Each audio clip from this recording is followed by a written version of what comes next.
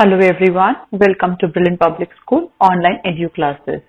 Today we are going to learn lesson number 5, Working of Institution of Class 9 Democratic Politics. So let us begin with the first part of the chapter.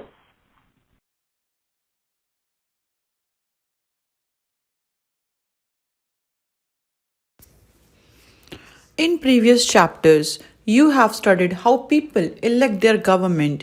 However, democracy is not just about people electing their rulers.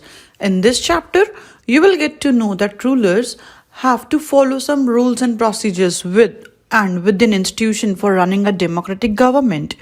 In this process, they come across three institutions that play a key role in major decisions. These institutions are legislature, executive, and judiciary. In this chapter, we will understand how all the institutions together carry on the work of the government. A major policy decision is taken through a government order. To know the process of taking a major policy decision, it is important to know about government order and its issuance. On 13th of August 1990, the Government of India issued one such order. It was called as Office Memorandum. This order announced a major policy decision. It said that 27% of vacancies in the civil post and service under the Government of India are reserved for the social and economically backward classes, SEBC. This is the another name for all those who belong to the caste that considered backward by the government. Only the persons who belonged to backward caste were eligible for this quota of 27% jobs. Others could not compete for these jobs. So, don't you want to know how these decisions were being made? Who was responsible for making these decisions? When we talk about the decision makers, yes, we talk about the highest authority of the country, that is the president, the prime minister, and the parliament. President is the head of the state and is the highest formal authority in the country. Prime minister, he is the head of the government and actually exercises all the government powers. He takes most of the decision in the cabinet meetings.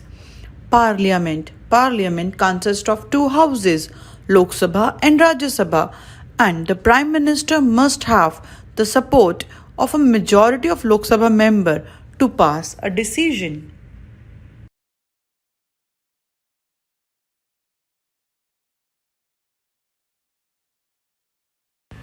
In our previous slide, we have discussed about SEBC rule, that was 27% of reservation to be given to the backward classes.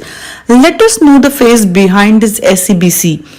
It was established under Mandal Commission in India in 1979, headed by Bindeshwari Prasad Mandal, known as BP Mandal. He gave a report on 1980 and made recommendation for the advancement of backward classes, one of which was 27% of government jobs to be reserved for the SEBC. In 1989 Lok Sabha election, Janata Dal promised to implement the Mandal Commission report if voted to the power, and Janata Dal did formed government after election, and VP Singh, the leader of Janata Dal, became the Prime Minister. And as per the promise, 27% of government jobs were reserved for the SEBCs.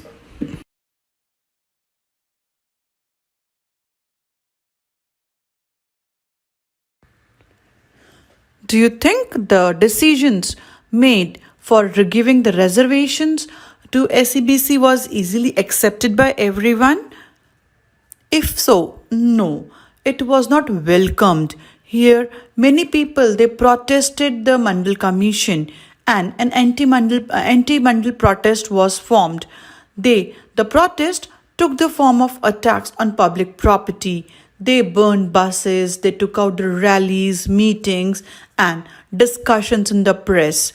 Finally, Supreme Court and the High Court in India, they settled the dispute, and with this the protest came to an end.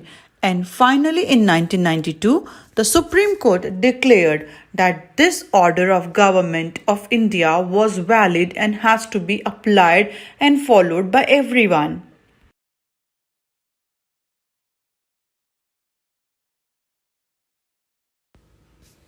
Institutions involve meetings, committees, and routines.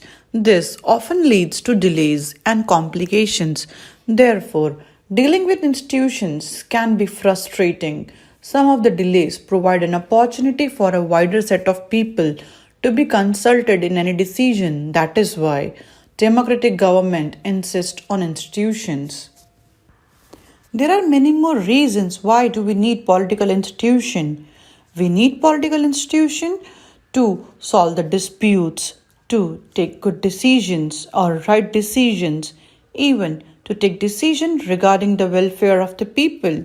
Here, the government is responsible for ensuring security to the citizens and providing facilities for education and health to all citizens, collecting tax, etc. It formulates and implements welfare schemes.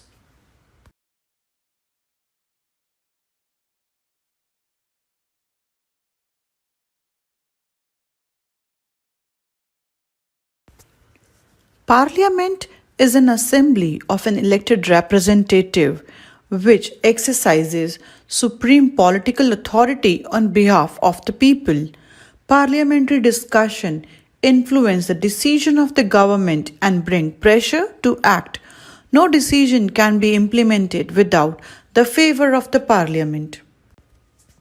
The question comes, why do we need a parliament? Parliament exercises political authority by representing people as it is the final authority for making laws in any country. Support of the parliament is an ultimatum for the government to take any decisions. Government's money is controlled by the parliament. It is a supreme forum of argument on public issues and national policies in any country. Let us understand the powers of the parliament.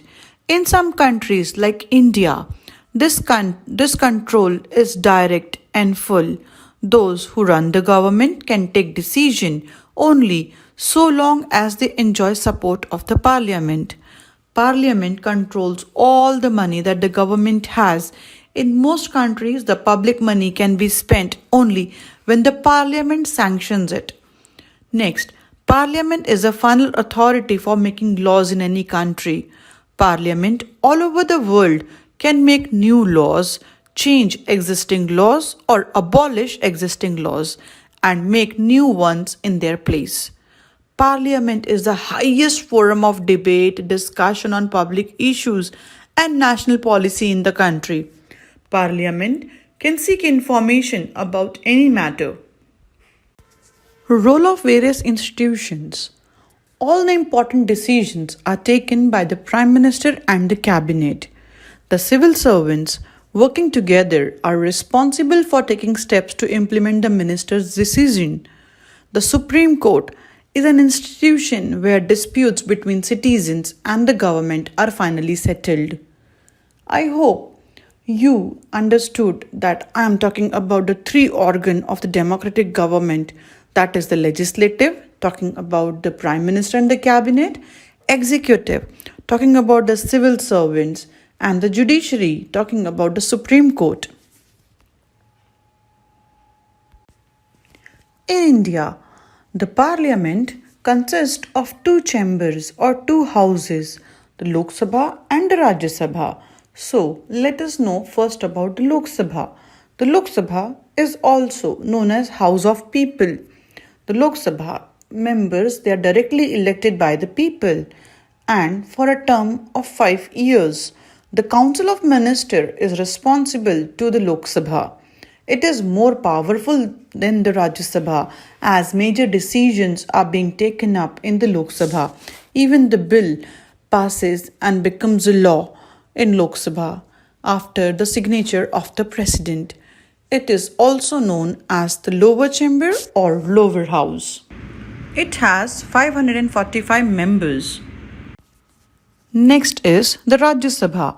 It looks after the interest of various states, regions, or federal units.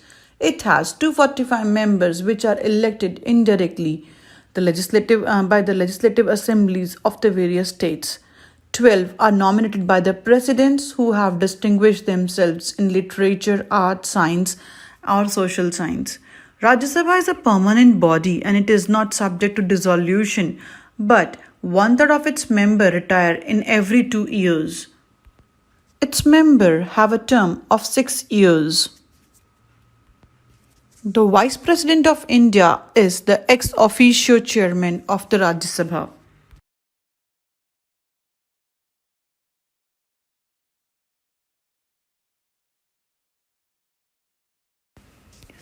Our constitution gives the Rajya Sabha some special power over the state. But on most matters, the Lok Sabha exercises supreme power and is more powerful than the Rajya Sabha. Yes, you got me right. I'm talking about the powers of Lok Sabha over Rajya Sabha. There are three important powers that Lok Sabha experiences. First, that is ordinary bill. Ordinary bill, any ordinary law needs to be passed by both the houses.